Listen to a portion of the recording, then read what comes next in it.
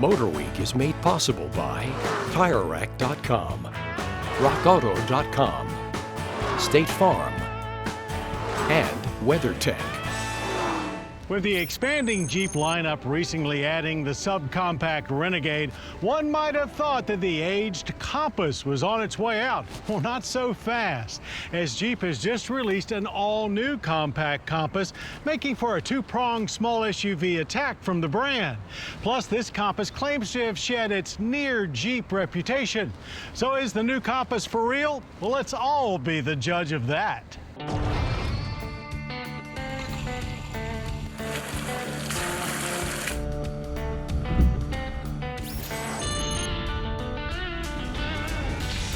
If you thought there wasn't enough room in the Jeep lineup for another crossover between the Renegade and the Cherokee, well, you're wrong, as that spot is now filled by the reborn 2017 Jeep Compass. And while that might not exactly cause mass cheering around your workplace or ours, it will certainly create some buzz in plenty of the over 100 countries that it will be sold in. The Compass still rides on our front-wheel drive-based chassis, though no longer the Dodge Calibers, rather the Fiat-derived Jeep Renegades. There's a choice of two all-wheel drive systems, Active Drive and Active Drive Low. Trailhawk editions come with Active Drive Low, which adds low range and rock mode with hill descent control to the standard select terrain. The Compass's exterior design is without a doubt much more SUV-ish in appearance than the compact wagon of before, drawing more cues from the larger Grand Cherokee than chassis-mate Renegade. The front end is still tall and chunky looking, with the shortened 7-slot grille stretching fully between the black-trimmed headlights. A black painted roof is optional, as are LED taillights. And for those Jeep Easter eggs we're not supposed to fully understand, there's a lizard molded into the cowl and a Loch Ness monster on the rear window.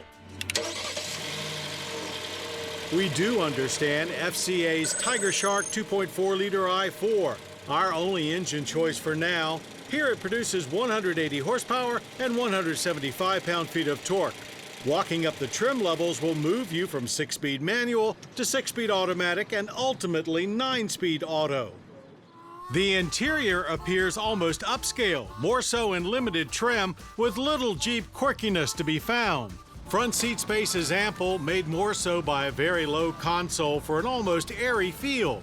Seat cushions felt firm initially, but after a long day in the saddle, they proved to be very comfortable. Rear seat space is good on headroom, adequate on legroom, but the cushions are harder and flatter. Even base models feature a Uconnect touchscreen center dash, but upgrading to navigation gets you a much larger 8.5-inch version. A handy power liftgate is optional. Behind it is a good 27.2 cubic feet of cargo space. Split, nearly flat folding rear seats expand that to a respectable 59.8 cubic feet.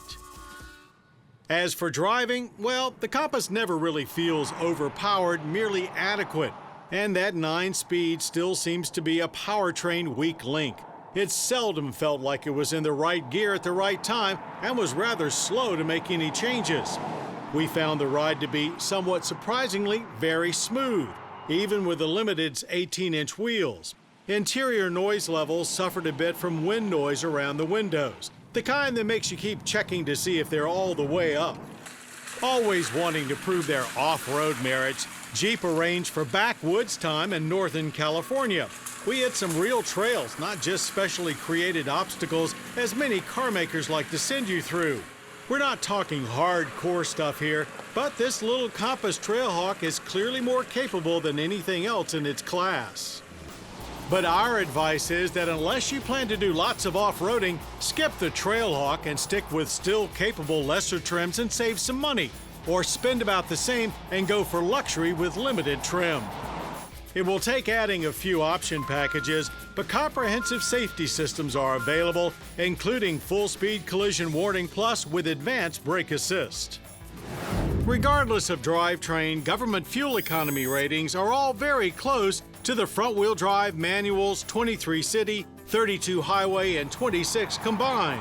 Our mileage loop was right on at 25.9 mpg.